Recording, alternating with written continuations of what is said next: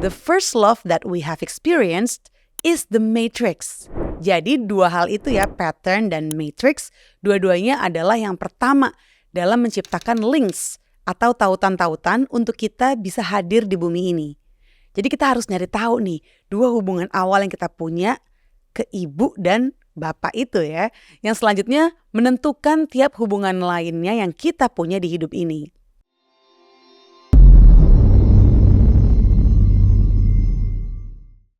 Hello, welcome back to Anthem, Andari and the Theater of the Mind. Kali ini mau ngebahas tentang The Matrix Part 2. Yang part 1-nya sempat gue bahas di Spotify, yang mana di part 1 itu gue lebih ngebahasnya dari angle film The Matrix. Nah kali ini beda banget. Yang ini bener-bener ngebuka cakrawala gue tentang arti The Matrix yang sebenar-benarnya. Pemahaman baru tentang The Matrix ini gue dapat dari Matthias De Stefano. Awalnya gue denger sekilas tentang The Matrix versi Matthias ketika dia ngobrol-ngobrol di podcastnya Alisa Nobriga. Yang sempat gue share juga tuh ya di episode Trinity. Di situ dia bilang kalau our relationship with mom is the relationship we have with the Matrix. Our relationship with dad is relationship we have with all the patterns. That's what defines us toward the cosmos. Wah, pas gue dengar itu, gue bertanya-tanya dong, kok bisa sih hubungan kita dengan ibu kita adalah hubungan yang kita punya dengan The Matrix? Karena selama ini pemahaman gue tentang The Matrix tuh gak sesimpel itu ya. Sampai ada anggapan kalau kebanyakan dari kita terjebak di dalam Matrix field yang bikin kita semacam gak berdaya untuk menentukan kebebasan diri sendiri. Lanjutlah, gue nonton lagi nih podcastnya Danny Morel yang juga ngundang Matthias De Stefano. Judulnya Fear, The Matrix, Veganism, and Politics. Di situ Matthias bilang kalau the first love that we have experienced is the Matrix. Makin penasaran kan gue. Terus dia juga jelasin kalau matrix is a Latin word for womb alias rahim. Nah itulah yang gue kelewat ya pas ngebahas The Matrix yang part 1. Karena waktu itu gue gak ngecek etimologinya dulu. Lanjut nih, Matthias jelasin kalau matrix yang Spanishnya adalah matriz berasal dari kata mother. Yang berasal lagi dari kata mother. So, mom is the first thing. Dan konsep matrix ini gak lepas dari konsep pattern. Dia bilang kalau pattern berasal dari kata father. Jadi, a pattern atau sebuah pola adalah struktur yang ngasih arahan ke kita. Layaknya seorang bapak, yaitu seseorang yang memimpin. Kalau ibu adalah seseorang yang memegang dan menciptakan atau melahirkan. Itulah kenapa disebut The Matrix. Jadi dua hal itu ya, pattern dan matrix, dua-duanya adalah yang pertama dalam menciptakan links atau tautan-tautan untuk kita bisa hadir di bumi ini. Tapi untuk kita bisa terus berkembang, kita harus pergi dari bapak. Nah ini maksudnya ketika sperma terlepas dan membuahi sel telur ya, yang selanjutnya berkembang dalam kandungan. Dan selanjutnya untuk bisa exist, yang mana kata exist juga berasal dari bahasa Latin yang artinya to go out. Nah untuk exist kita harus terlahir di dunia dengan keluar dari rahim, yang berarti keluar dari si ibu atau matrix. Dan selanjutnya masuk ke matrix lain di bumi ini. Wah, mulai kompleks nih. Jadi awalnya emang kita tuh tercipta karena pattern dan matrix itu, karena bapak dan ibu kita. Yang selanjutnya dikondisikan untuk hidup dengan struktur itu, yaitu berdasarkan bagaimana kita distrukturkan di dalam rahim. Itulah yang membentuk hubungan-hubungan kita selanjutnya dengan hal lain. Intinya semua yang kita lewati berhubungan dengan kedua orang tua kita, ibu dan bapak. Matrix dan pattern. Jadi kita harus nyari tahu nih, dua hubungan awal yang kita punya ke ibu dan bapak itu ya, yang selanjutnya menentukan tiap hubungan lainnya yang kita punya di hidup ini. Jadi kalau kita sadar atau conscious, kita harus balik ke awal banget kita terlahir untuk memulai pemahaman kita tentang pattern dan matrix hidup kita, yang selanjutnya mempengaruhi transformasi hubungan kita dengan orang lain. Lanjut kata Matthias, kalau kita nggak ngelewatin proses untuk menelusuri hubungan kita dengan orang tua, dan selanjutnya mengambil kesempatan untuk mengubah cara pandang kita terhadap hubungan kita dengan orang tua kita itu, kita akan jadi a consequence atau konsekuensi dari struktur itu.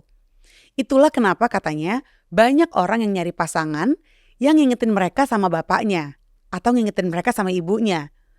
Itu berhubungan dengan alam bawah sadar katanya.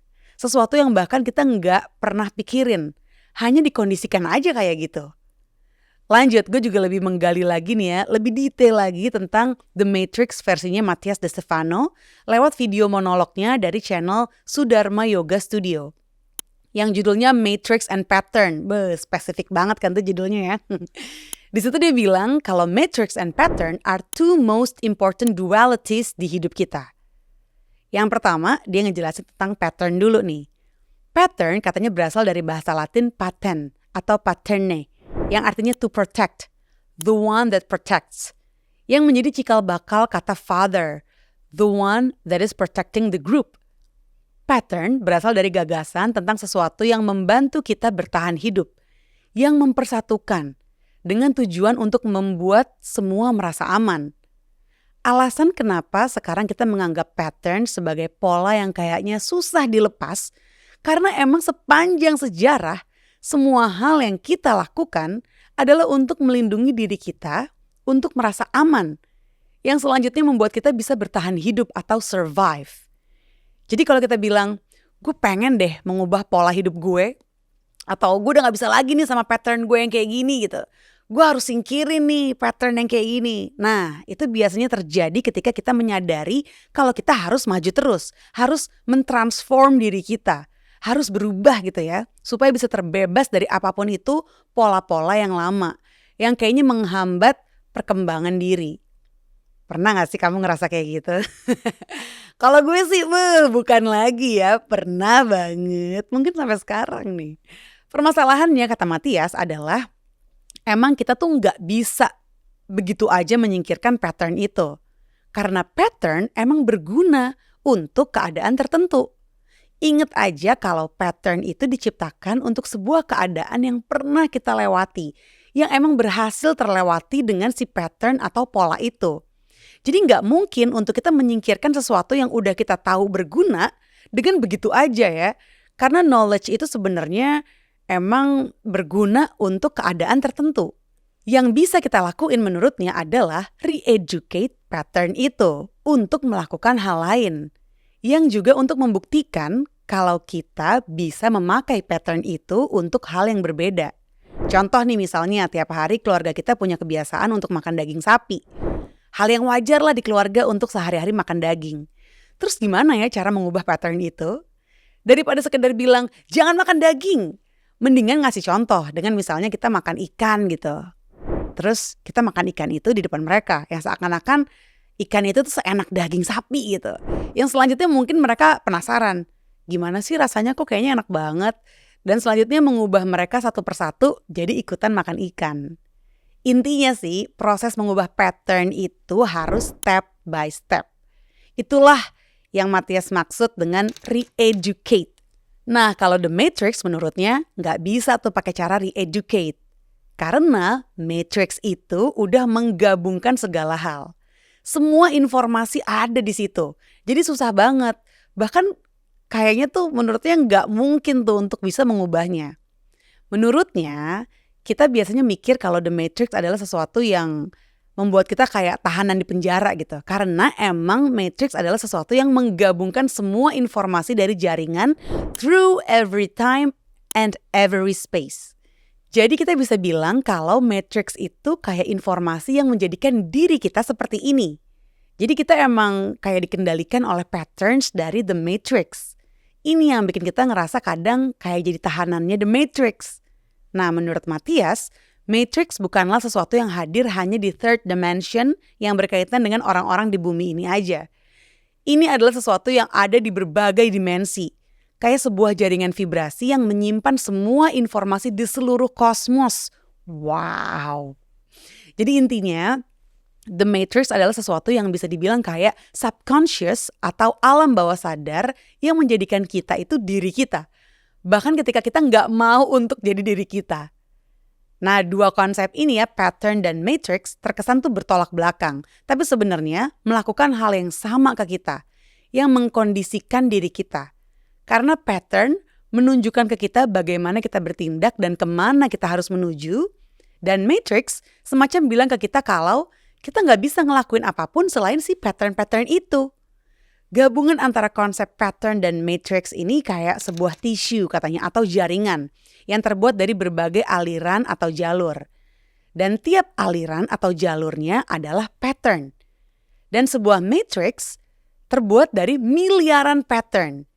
Jadi tiap pattern menciptakan gagasan untuk matrix. Yang terbaik menurutnya adalah kita mengenali tiap pattern yang kita punya. Dan mulai untuk menyadari bagaimana untuk menggunakan tiap-tiap pattern itu. Yang selanjutnya membuat kita mampu menciptakan matrix kita sendiri untuk menangani matrix yang udah ada atau yang ngebentuk kita. Jadi intinya alasan kenapa kita mengizinkan the matrix untuk mengendalikan kita adalah karena kita nggak tahu cara menggunakan pattern-pattern yang ngebentuk kita. Ketika kita mulai mengenali gimana cara menggunakan pattern sebagai alat, kita akan mulai menyadari kalau kita bisa menciptakan the matrix. Selanjutnya the matrix bukan lagi sebuah penjara untuk diri kita. Itu adalah ciptaan kita sendiri sebenarnya. Inilah cara kita bisa memahami bagaimana matrix dan pattern bekerja sama. Lanjut, menurutnya lagi nih, orang yang tahu keterbatasannya adalah orang yang tahu gimana cara melampaui dirinya. Orang yang gak tahu keterbatasannya adalah mereka yang gak tahu how to transcend themselves. Itulah kenapa patterns adalah indikasi yang menunjukkan ke kita bagaimana kita menciptakan realita diri sendiri. How we create our own reality. Dengan begitu menurutnya kita jadi paham kalau patterns adalah energi yang menggerakkan kita untuk maju ke sebuah arah, into one direction, yang disebut will. Dan jaringan di sekitar the matrix adalah yang menahan semua keinginan atau will itu dan memberikan energi ke tiap pattern untuk mencapai keinginannya. Dan matrix adalah eternal energy yang kita sebut love. Jadi katanya, we have the pattern which is will and the matrix which is love. Wah, ini gak pernah-pernahnya sih gue kepikiran kayak gitu ya. Sampai akhirnya nonton videonya si Matias ini. Lanjut, jadi katanya kalau kita gak ngenalin cinta dari the matrix, matrix itu akan menjadi seperti penjara atau cage. And this cage is made up with all the emotion possible. Yang bikin kita ngerasa terjebak di dunia yang penuh emosi. Kalau kita gak ngenalin patterns kita, yang pattern akan lakukan adalah menggerakkan kita ke arah yang dia mau. Bukan untuk menyelesaikan misi hidup kita. Inilah yang bikin kita semacam conditioned atau dikondisikan oleh patterns in life. Nah, menurut Matias lagi nih, selanjutnya yang kita butuhkan adalah hal ketiga untuk memahami dua hal tadi alias matrix dan pattern itu. Yang bikin kita suka bertanya-tanya, apa sih tujuan dari pattern itu? Apa sih tujuan dari the matrix ini? Nah, untuk menjawab hal itu, kita butuh aspek yang ketiga ini yang ada di tengah-tengahnya pattern dan matrix, yaitu wisdom. Wisdom adalah yang memberikan makna dan tujuan untuk pattern dan matrix. Wisdom represents the acknowledging of why I have this pattern and the main idea of why I live this matrix. Jadi daripada kita sibuk menyingkirkan pattern dan berusaha untuk escape the matrix, apa yang harus kita lakukan adalah memahami kenapa mereka exist. Why they exist in my life.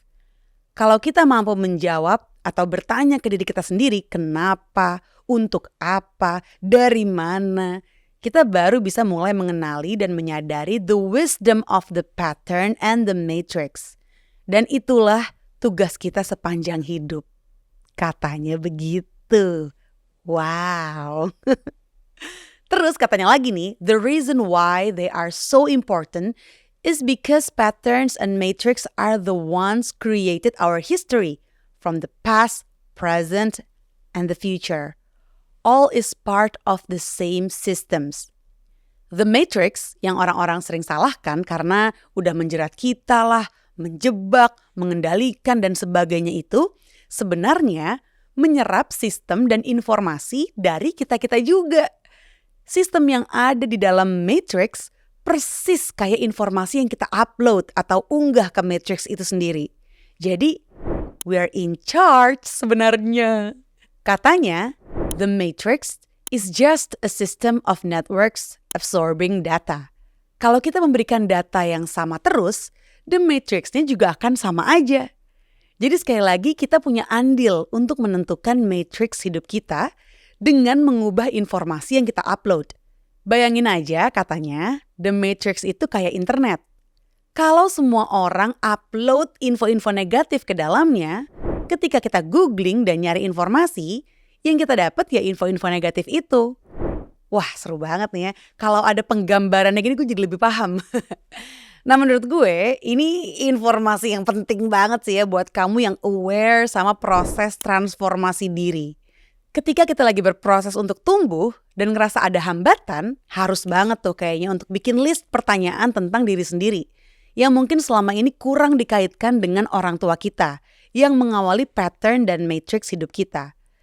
Nah, biasanya nih rasa takut yang kita punya asalnya juga dari orang tua kita. Cara mereka melindungi kita kadang diiringi rasa takut juga yang menyertai berbagai petuah yang disampaikan ke kita.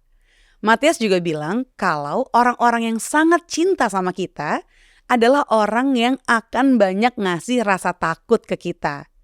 Tapi bukan berarti itu 100% salah. Karena menurut Matias juga, fear and love are the same thing. Takut dan cinta adalah hal yang sama. Cuma yang satu bervibrasi sangat rendah dan yang satu lagi bervibrasi sangat tinggi. But it's exactly the same string. Katanya awalnya tuh semua berangkat dari cinta. Terus muncullah si takut. Karena ketika awalnya banget pertautan cinta ini tercipta, kemungkinan kalau link atau tautan itu akan rusak juga tercipta. Dan the missing part of it is created. Selanjutnya kita mulai semacam merangkai keseluruhan jaringan konektivitas sambil berhati-hati kalau jaringan itu juga akan rusak atau terputus.